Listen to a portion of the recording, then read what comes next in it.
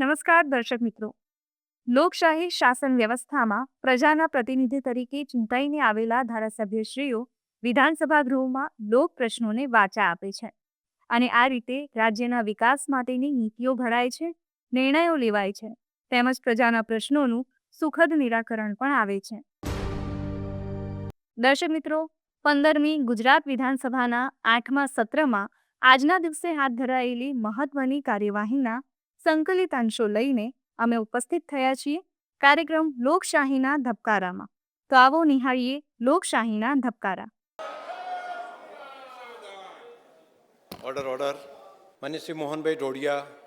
માન્ય અધ્યક્ષશ્રી, માન્ય મંત્રીશ્રી પાસે હું એ જાણવા માગું છું કે 31/12/2025ની સ્થિતિએ ડૉક્ટર બાબા સાહેબ આંબેડકર અભ્યાસ લોન યોજના હેઠળ સુરત જિલ્લા છેલ્લા 5 વર્ષમાં વર્ષવાર કેટલી અરજી મળેલ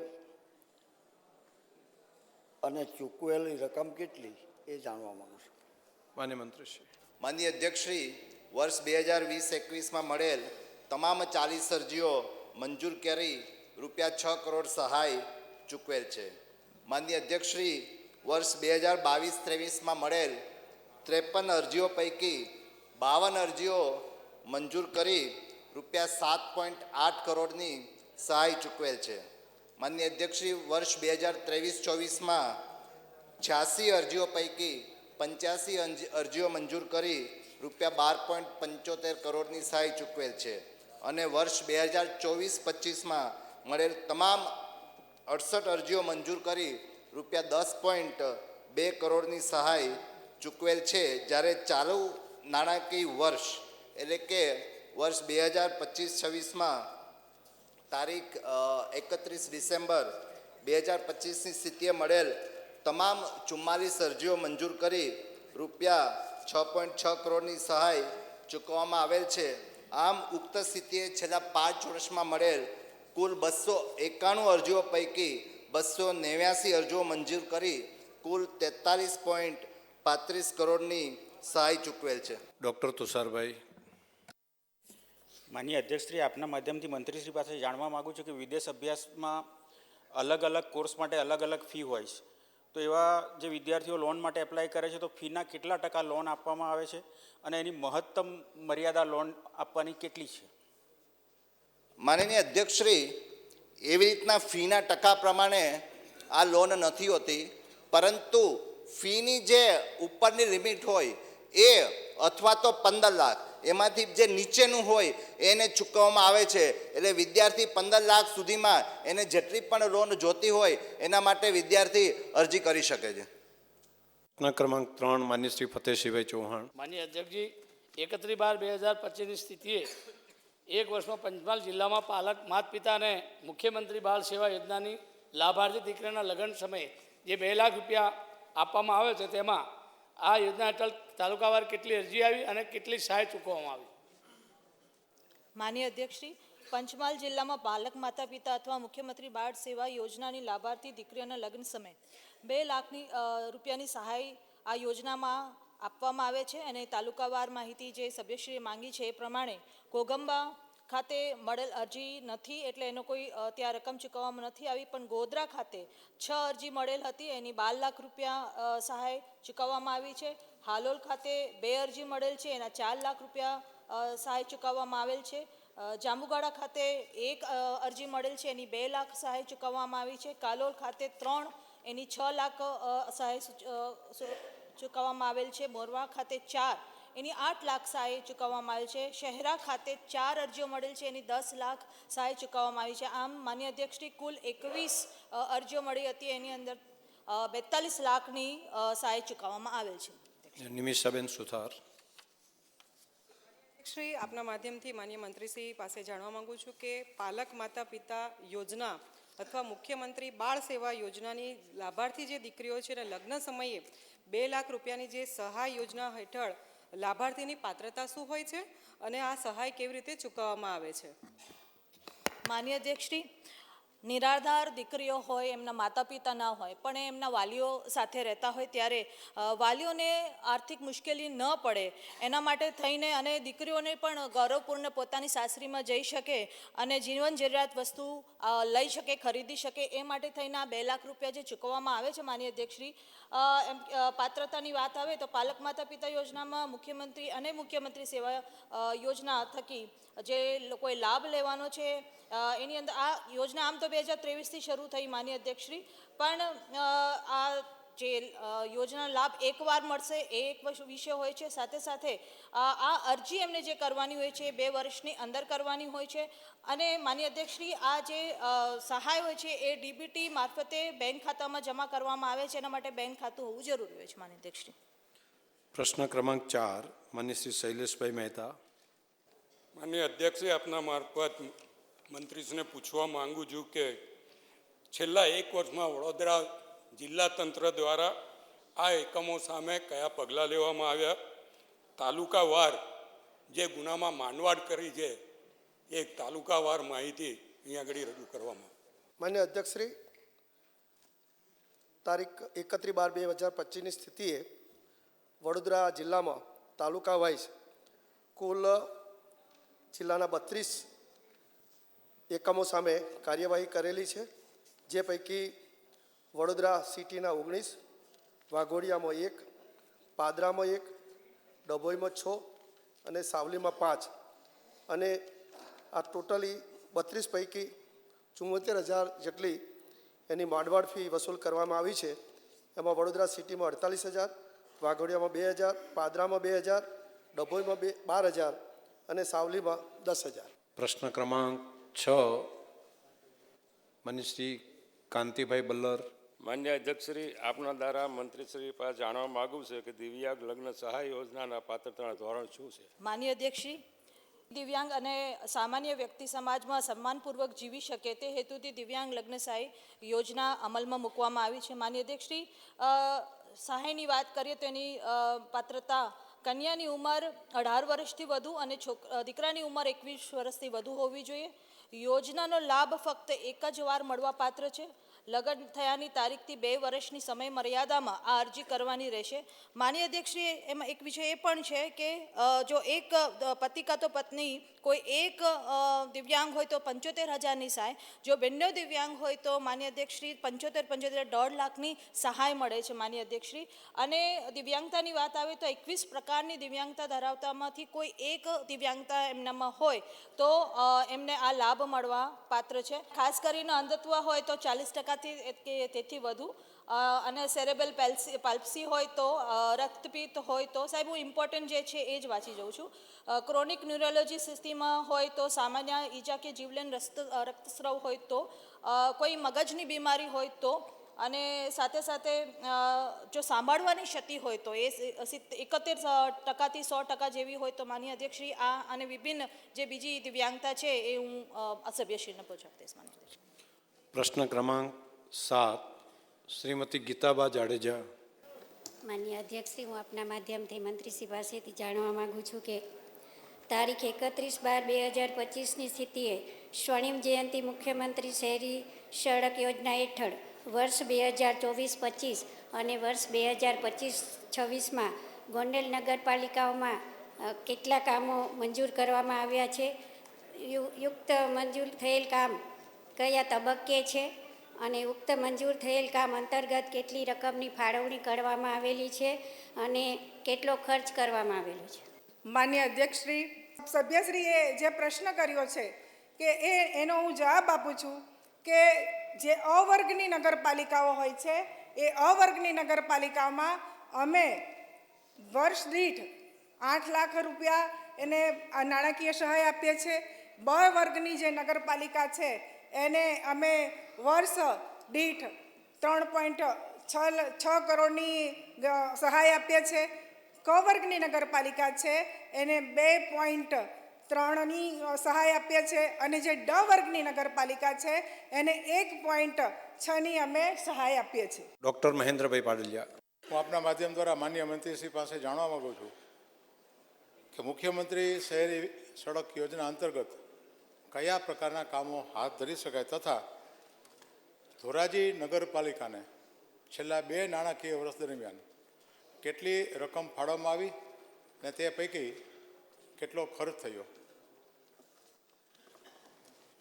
માન્ય અધ્યક્ષશ્રી, આ જે યોજના છે એ યોજનામાં મુખ્યમંત્રી શહેરી સડક યોજના અંતર્ગત જે કામો હાથ ધરવામાં આવે છે એ કામોમાં જે આપણે ગટર લાઇનનું કામ થતું હોય એ વખતે જે રોડ ડેમેજ થાય છે, જે પાણી માટેના કામ થતા હોય એ વખતે રોડ ડેમેજ થતા હોય છે, તો આ જે રોડ ડેમેજ થાય છે એને ફરી પુનઃસ્થાપિત કરવા માટે આ યોજનામાં જોગવાઈ કરવામાં આવી છે. બીજું એ છે કે જ્યારે રસ્તા કાચા હોય તો એ રસ્તાને પાકા બનાવવાનું પણ આ યોજના દ્વારા કામ કરવામાં આવે છે. સીસી રોડ બનાવવામાં આવે છે અને સૌથી વધારે મહત્ત્વનું કામ કે જ્યારે વરસાદની ઋતુમાં રોડો ખરાબ થઈ જાય છે ત્યારે આ રોડને ફરીથી રીસર્ફેસ કરી અને નવા બનાવવામાં આવે છે. શહેરી વિસ્તારોમાં ફૂટપાથ બનાવવામાં આવે છે, સીસી બ્લોક બનાવવામાં આવે છે અને પથ્થર પેવિંગ પણ કરવામાં આવે છે. એમણે ધોરાજી નગરપાલિકાની વાત કરી તો હું ધોરાજી નગરપાલિકાની વાત કરીશ તો ધોરાજી નગરપાલિકામાં વર્ષ 2024-25માં 80 લાખ રૂપિયાની ફાળવણી કરવામાં આવી હતી અને 68.70 લાખનો ખર્ચ કરી અને એ કામ પૂર્ણ કરવામાં આવ્યું છે. અને હું 2025-26ની વાત કરું તો 2025-26માં 100 લાખની ફાળવણી કરવામાં આવી હતી અને એ કામ 96.72 લાખમાં એ કામ પૂર્ણ કરવામાં આવ્યું છે. માન્ય મંત્રીશ્રીને મારે અભિનંદન આપવા પડે કે પ્રથમ વખત તેમણે આ જવાબ આપ્યો છે તો પણ ખૂબ સરસ અનુભવ સાથે અને કંઈ પણ રેફરન્સ રાખ્યા સિવાય મૌખિક જવાબ આપ્યા. અભિનંદન આપું છું. પ્રશ્ન ક્રમાંક 8 માન્ય શ્રી ધવલસિંહભાઈ ઝાલા. માન્ય અધ્યક્ષશ્રી, હું આપના માધ્યમથી માન્ય મંત્રીશ્રીને પૂછવા માગું છું કે જે રીતે જીએસટીનો કાયદો આવ્યો એ પછી અરવલ્લી જિલ્લામાં કુલ ટોટલ જે કેસો થયા છે એની ઉપર 7માં તપાસ જ થઈ છે. ચકાસણીના આધારે સળ તપાસ જેવી કાયદેસરની કાર્યવાહી હાથ ધરવા માટે પૂરતો વિશ્વસનીય અને આધારભૂત પુરાવા ઉપલબ્ધ થયેલ નથી. તો એમાં શું આધારભૂત પુરાવા ઉપલબ્ધ નથી અને કેવા પ્રકારના છે અને આ જીએસટીથી જિલ્લામાં કેટલો પ્રકારનો ફાયદો થઈ શકે છે? માનનીય અધ્યક્ષશ્રી, અરવલ્લી અને સાબરકાંઠામાં માનનીય સભ્યએ વાત કરી એ મુજબ 9 જગ્યાએ તપાસ કરી. એમાં એક જગ્યાએ ગેરરીતિ માલુમ પડી અને એને દંડ પણ કરવામાં આવ્યો. બીજી ફર્મમાં ગેરરીતિને આધારે એનું લાયસન્સ પણ રદ કરવામાં આવ્યું અને 7 જગ્યાએ જે નાના વેપારીઓ હતા જેનું ટર્નઓવર પણ 40 લાખથી ઓછું હતું એમાં ગેરરીતિ જોવા ના મળી અને એ ફરિયાદો પણ કોઈ વ્યક્તિગત ફરિયાદો નામજોગ હતી નહીં અને અમારા જીએસટીના અધિકારીઓએ ચેક પણ કર્યું પણ એમાં કોઈ ફરિયાદ એવી ના મળી કે એને સજા થાય. કે જીએસટીથી સાબરકાંઠામાં કે અરવલ્લીમાં શું ફાયદો થયો? તો જીએસટી આદરણીય પ્રધાનમંત્રી નરેન્દ્રભાઈ મોદી સાહેબના નેતૃત્વમાં કેન્દ્ર સરકાર, જીએસટી કાઉન્સિલ અને માનનીય મુખ્યમંત્રી ભૂપેન્દ્રભાઈ પટેલ સાહેબના નેતૃત્વવાળી ગુજરાત સરકાર અને નાણામંત્રી આદરણીય કનુભાઈ દેસાઈ સાહેબના નેતૃત્વમાં જે જીએસટી રિફોર્મ જે કરવામાં આવ્યું એના આધારે જે જીએસટીમાં જે સ્લેબ હતો 5, 12, 18, 28નો એની જગ્યાએ જે 18 અને 12નો સ્લેબ રદ કરી 5 28નો સ્લેબ રદ કરી 12નો રદ કર્યો, 5 અને 18ના દાયરામાં લીધું. એનાથી શું થયું કે જીવન જરૂરિયાતી ચીજ વસ્તુઓનો 0% કર્યો. અને શ્રી વીડી ઝાલા. માન્ય અધ્યક્ષશ્રી, માન્ય મંત્રીશ્રી પાસેથી હું જાણવા માગું છું કે ગુજરાત રાજ્યમાં કુલ કેટલા કરદાતાઓ છે અને એમને જે રિટર્ન ફાઇલ કર્યા છે એ પછી રાજ્યની શું પરિસ્થિતિ છે, અને ગુજરાત રાજ્યની મારા જાણ પ્રમાણે લગભગ કેટલી આવક છે, વધારે આવક છે એટલે વધુ વિકાસના કામ થઈ રહ્યા છે એવું મને લાગવું છે, તો એ બાબતમાં આપનું શું કહેવું છે? માનનીય અધ્યક્ષશ્રી, સ્કોપ વિશાળ ઓપન થયો છે. આપ સાબરકાંઠા અરવલ્લીથી બહાર જવું હોય ને વિગત હોય તો આપ આપી શકો. માનનીય અધ્યક્ષશ્રી, માનનીય સભ્યશ્રીએ પૂછ્યું કે ગુજરાતમાં કેટલા કરદાતાઓ છે. જીએસટી રિફોર્મના આધારે અત્યારે ગુજરાતમાં નાના અને લઘુ ઉદ્યોગો અને નાના વેપારીઓને ગણીએ તો 13.82 લાખ જીએસટીના ભરનારા કરદાતાઓ છે. ટેક્સ બેઝ ગ્રોથ જે ગુજરાતનો છે 9.1 છે. ને જીએસટી રિટર્ન ફાઇલિંગમાં ગુજરાત માનનીય મુખ્યમંત્રીના નેતૃત્વમાં, માનનીય કનુભાઈ સાહેબના નેતૃત્વમાં છેલ્લા 5 વર્ષથી ભારત દેશમાં નંબર 1 પર છે. 99.3 જેટલું જીએસટી રિટર્ન ફાઇલિંગ થઈ રહ્યું છે. જીએસટી આવક 5 વર્ષના ભાગ્યશાળી મુખ્યમંત્રી શ્રી હોય ને એટલે તિજોરી પર છલો જ રહે, એમાં કોઈ પ્રજાના કામ માટે કઈ તકલીફ ન પડે. રાજા 32 લક્ષણા હોય, વીર વિક્રમાદિત્ય જેવા ભારત વર્ષમાં પણ છે ને અહીંયા પણ છે, એટલે માગ્યા મેં પણ વર્ષે છે. સુખ ને સમૃદ્ધિ છે.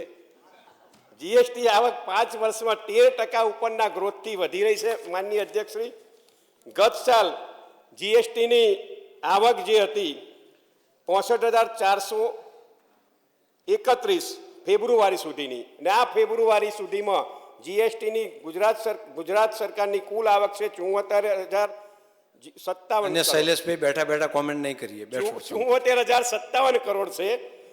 ગત સાલની જીએસટીની આવક 73,278 કરોડ છે, જ્યારે આજે ગત સાલની આવક કરતાં પણ આ વર્ષે ફેબ્રુઆરીમાં એ આંકને ક્રોસ કરી દીધો છે અને 74,057 ફેબ્રુઆરી એન્ડની આવક છે. એટલે ગુજરાતમાં માનનીય મુખ્યમંત્રી, માનનીય નાણામંત્રીના નેતૃત્વમાં લક્ષ્મીનો ભરપૂર વરસાદ છે. પ્રશ્ન ક્રમાંક 9 માન્ય શ્રી સંદીપભાઈ દેસાઈ. માન્ય અધ્યક્ષશ્રી, દિવ્યાંગ લગ્ન સહાય યોજના હેઠળ તાજેતરમાં વર્ષોમાં કયા કયા સુધારા કરવામાં આવેલ છે? માન્ય અધ્યક્ષશ્રી, દિવ્યાંગ લગ્ન સહાય યોજના હેઠળ જે સુધારા કરવામાં આવ્યા છે તારીખ પ્રમાણે 19/10/2020માં દિવ્યાંગ લગ્ન સહાય યોજનામાં લગ્ન કર્યાની તારીખથી 2 વર્ષ સુધીમાં રજીસ્ટર કરાવવાનું રહેશે આ યોજના અંતર્ગત. સાથે જ જ્યારે આ લગ્ન થાય છે ત્યારે એનું મેરેજ સર્ટિફિકેટ પણ જમા કરવાનું રહેશે. સાથે સાથે પહેલાં જે ઠરાવ હતો એ પ્રમાણે 16/3/2022માં એ લગ્નની કંકોત્રી કાં તો સંયુક્ત ફોટો હોય એ રદ કરવામાં આવ્યો છે. માન્ય અધ્યક્ષશ્રી, સાથે આ દિવ્યાંગ લગ્ન સહાયની જે રકમ છે એ 50,000થી વધારીને એને 75,000 કરવામાં આવી છે. સાહેબ. માન્ય શ્રી અરવિંદભાઈ રાણા. માન્ય અધ્યક્ષશ્રી, મારે આપના મારફત માનનીય મંત્રીશ્રી પાસે જાણવું છે કે રાજ્ય સરકારશ્રી દ્વારા દિવ્યાંગ લગ્ન સહાય યોજનાનો લાભ મેળવવા માટે કાર્યપદ્ધતિ શું છે અને એમાં અરજી કરવા માટે કયા કયા દસ્તાવેજો કે પુરાવાઓ આપવા જરૂરી છે? માન્ય અધ્યક્ષશ્રી, દિવ્યાંગ લગ્ન સહાય યોજનામાં લાભ લેવા માટે ઈ સમાજ પોર્ટલ પર એપ્લાય કરવું જરૂરી છે. અને જો ઈ સમાજ કલ્યાણ પોર્ટલ પર ન એપ્લાય કરી શકે તો જિલ્લા સમાજ સુરક્ષા કચેરી ખાતે પણ એ જઈ શકે છે. સાથે સાથે આ ડીબીટી દ્વારા જ્યારે આ રકમ ટ્રાન્સફર થવાની હોવાથી તો બેંકમાં એકાઉન્ટ પણ જરૂરી છે. સાથે જ બીજા જરૂરી દસ્તાવેજ છે એમાં રહેઠાણના પુરાવા જેવું કે રાશન કાર્ડ, વીજળી બિલ, ડ્રાઇવિંગ લાયસન્સ, આધાર કાર્ડ, ચૂંટણી કાર્ડ પૈકી કોઈ પણ એક હોવું જરૂરી છે. સાથે જ કન્યા કે કુમાર શાળાનું LC જે સ્કૂલ પછી છોડ્યા પ્રમાણપત્ર હોવું જરૂરી છે. સાથે લગ્ન નોંધણીનું પ્રમાણપત્ર પણ હોવું ખૂબ જરૂરી છે. માન્ય અધ્યક્ષ. પ્રશ્ન ક્રમાંક 11 ડૉક્ટર દર્શનાબેન દેશમુખ.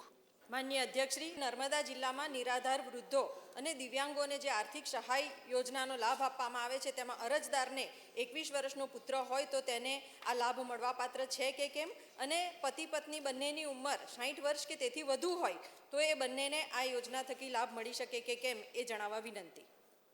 માનનીય અધ્યક્ષશ્રી, જો અરજદાર ગરીબી રેખા ની યાદીમાં આવતું હોય એટલે 0 to 20 પોઈન્ટ્સની વચ્ચે આવતું હોય તો એનો પુત્ર હોય તે છતાં પણ એના આ પેન્શનનો લાભ મળે છે. સાથે સાથે પુત્ર હોય પણ જો માનસિક અસ્થિરતા હોય, એમાં દિવ્યાંગતા હોય તો પણ માનનીય અધ્યક્ષશ્રી એને પતિ પત્નીને આ લાભ મળી શકે છે. સાથે સાથે બેને જે પૂછ્યું કે પતિ પત્ની બંનેને મળી શકે છે, તો હા, પતિ પત્ની બંનેને આ લાભ મળી શકે છે. પ્રશ્ન ક્રમાંક 12 માન્ય શ્રી મુકેશભાઈ પટેલ. આપના માધ્યમથી માનનીય મંત્રીશ્રીને પૂછવા માગું છું કે અનુસૂચિત જાતિના ગ્રાન્ટ ઇન એઇડ છાત્રાલયની અંદર સરકાર તરફથી કેટલા પ્રકારની ગ્રાન્ટ મળે છે?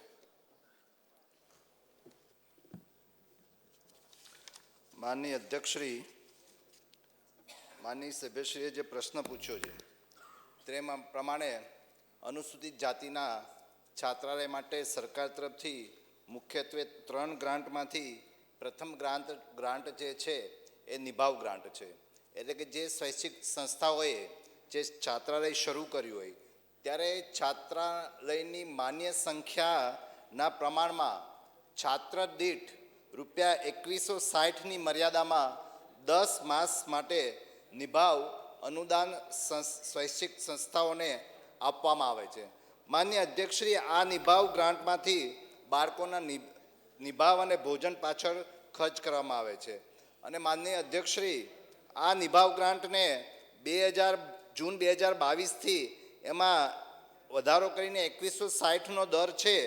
પરંતુ મને કહેતા આનંદ થાય છે કે માનનીય મુખ્યમંત્રીશ્રી અને માનનીય નાણામંત્રીશ્રીના દ્વારા આ બજેટમાં 2026-27માં આ બજેટમાં આનો સમાવેશ કરી અને આના દરમાં ₹340નો વધારો કરી અને કુલ 2500 કરવામાં આવે છે.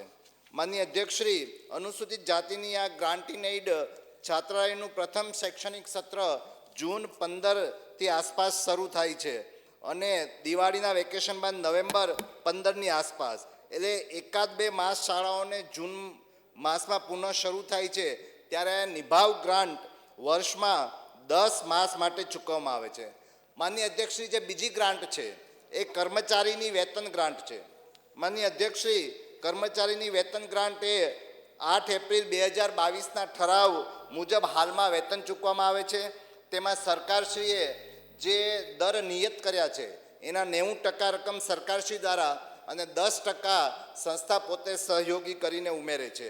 અને આ નિયત કરેલ ફિક્સ વેતન ચૂકવવામાં આવે છે, જેમાં સ્નાતક ગૃહપતિને કુલ 10,000, નોન ગ્રેજ્યુએટ ગૃહપતિને 9,000, મુખ્ય રસોઈયાને 6,000, મદદનીશ રસોઈયાને 5,000 અને ચોકીદારને 5,000 ચૂકવવામાં આવે છે. માનનીય અધ્યક્ષ, એક હજુ ગ્રાન્ટ છે મકાન ભાડા ગ્રાન્ટ.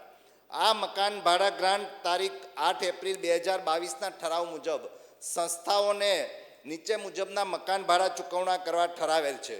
એમાં પંચાયત વિસ્તાર માટે વિદ્યાર્થી દીઠ ₹100, નગરપાલિકા વિસ્તાર માટે વિદ્યાર્થી દીઠ ₹140 અને મહાનગરપાલિકા માટે વિદ્યાર્થી દીઠ ₹180 ચૂકવવામાં આવે છે. પ્રશ્ન ક્રમાંક 14 માન્ય શ્રી સી.કે. રાહુલજી. અમારા પંચમહાલ જિલ્લામાં જિલ્લા કાનૂની માપ વિજ્ઞાન તંત્ર દ્વારા 17 જેટલા એકમો પર કાર્યવાહી કરી છે. તો એ 17 એકમોમાં કયા પ્રકારના એકમો સામે કાર્યવાહી કરી અને એમાં મોડવાર રકમ કરેલી એ કેટલી વસૂલ કરવામાં આવી?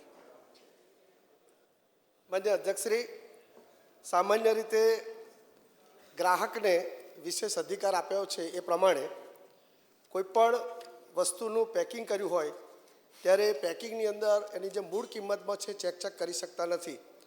તો એની સામે જો કરે તો પણ ગુનો લાગુ પડે છે. એવી જ રીતે એની જે મૂળ કિંમત છાપેલી છે એ કિંમતમાં પણ જો વધારો લે તો એની સામે પણ દંડ વસૂલ કરવામાં આવે છે અને એક કરતાં વધારે વાર કરે તો એની સામે કાયદેસરની કાર્યવાહી કરવામાં આવે છે. માન્ય અધ્યક્ષશ્રી, પંચમહાલ જિલ્લામાં હાઈવે પરની હોટલોને ચેક કરતા 3 જેટલા કેસો થયેલા છે, જેમાં 21,000 જેટલી રકમ વસૂલાત કરવામાં આવેલી છે. આ ઉપરાંત દૂધ અને દૂધની બનાવટોના 9 જેટલા કેસો કરેલા છે, જેમાં 29,000 જેટલી રકમ વસૂલ કરેલી છે. આ સાથે રેલવે અને એસટી સ્ટેન્ડ ઉપર પણ આ તપાસ કરી અને એમાં પણ 5 જેટલા કેસો થયેલા છે, એટલે 10,000 જેટલી રકમ વસૂલ કરેલી છે. આમ કુલ 17 કેસોમાંથી 60,000 રૂપિયા જેટલી રકમ એ પંચમહાલ જિલ્લામાંથી આ છાપેલી કિંમતમાં જે ચેક કરી છે એના માટે વસૂલ કરવામાં આવેલી છે. પ્રશ્ન ક્રમાંક 15 માન્ય શ્રી જયસુખભાઈ કાકડિયા. માનનીય અધ્યક્ષશ્રી, આપના દ્વારા મંત્રીશ્રીને પૂછવા માગું છું કે વર્ષ 2025-26 અંતર્ગત 31/12/25ની સ્થિતિએ અમરેલી જિલ્લામાં ગણવેશ સહાય યોજના હેઠળ પ્રાથમિક શાળામાં અભ્યાસ કરતા વિકસતી જાતિના તાલુકાવાર વિદ્યાર્થીઓની અરજી કેટલી મળી અને તાલુકાવાર કેટલા ગણવેશની સહાય ચૂકવવામાં આવી? માનનીય અધ્યક્ષશ્રી, આપના દ્વારા માનનીય સભ્યશ્રીને જણાવવા માગું છું કે તારીખ 31/12/2025ની સ્થિતિએ છેલ્લા 1 વર્ષમાં અમરેલી જિલ્લામાં ગણવેશ સહાય યોજના હેઠળ વિકસતી જાતિના વિદ્યાર્થીઓની તાલુકાવાર મળેલ અરજીઓ તથા ગણવેશ સહાય. અમરેલી તાલુકો 8,351 અરજીઓ મળેલી અને ચૂકવેલ ગણવેશની રકમ ₹75.16 લાખ. માનનીય અધ્યક્ષશ્રી, બાબરા તાલુકામાં 10,075 અરજીઓ મળેલી, ચૂકવેલ સહાય 90.68 લાખ. બગસરા તાલુકામાં 5,248 અરજીઓ મળેલી, ચૂકવેલ સહાય 47.23 લાખ. ધારી તાલુકામાં 4,901 અરજીઓ, ચૂકવેલ સહાય 44.11 લાખ. જાફરાબાદ તાલુકો 10,211 અરજી, ચૂકવેલ સહાય 91.90 લાખ. ખાંભા તાલુકો 6,198 અરજી, ચૂકવેલ સહાય 55.78 લાખ. કુંકાવાવ તાલુકો 1,534 અરજી, ચૂકવેલ સહાય 13.80 લાખ. લાઠી તાલુકો 5,738 અરજી, ચૂકવેલ સહાય 51.64 લાખ. લીલિયા તાલુકો 2,057 અરજી, 18.51 લાખ. રાજુલા તાલુકો 16,045 અરજી, ચૂકવેલ સહાય 144.41 લાખ. અને સાવરકુંડલા તાલુકો 7,468 અરજી અને ચૂકવેલ સહાય 67.21 લાખ. એટલે કુલ 77,826 વિદ્યાર્થીઓને ₹7,43,00,000ની ગણવેશ સહાય ચૂકવવામાં આવેલ છે.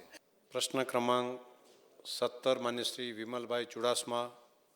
માનનીય અધ્યક્ષશ્રી, ચાલુ નાણાકીય વર્ષમાં ઓરડા માટે કેટલી રકમ ફાળવવામાં આવી અને કેટલા સમય ચોક્કસ મર્યાદા કંઈ નક્કી કરવામાં આવેલી છે કે આ કેટલા ચોક્કસ મર્યાદામાં બનાવવામાં આવશે? માનનીય અધ્યક્ષશ્રી, માનનીય સભ્યશ્રીએ જેમ જણાવ્યું એ પ્રમાણે પ્રથમ ગીર સોમનાથ જિલ્લામાં 78 વર્ગખંડો નાબાર્ડની લોનની નાણાકીય સહાય માટે રજૂ કરેલ છે તથા રાજ્ય સરકારના વર્ષ 2026-27ના અંદાજપત્રમાં ચાલુ બાબત તરીકે રજૂ કરેલ છે અને બાકીના જે વર્ગખંડો છે એનું આયોજન આગામી સમયમાં એનું આયોજન કરેલું છે. માનનીય અધ્યક્ષશ્રી, જે જુનાગઢ જિલ્લાના ઉક્ત 107 વર્ગખંડો છે એ પૈકી તમામ વર્ગખંડો નાબાર્ડની લોનની નાણાકીય સહાય માટે રજૂ કરેલ છે તથા રાજ્ય સરકારના વર્ષ 2026-27ના અંદાજપત્રમાં ચાલુ બાબત તરીકે રજૂ કરેલ છે. તો દર્શક મિત્રો, ફરી મળીશું. ત્યાં સુધી રજા આપશો. નમસ્કાર.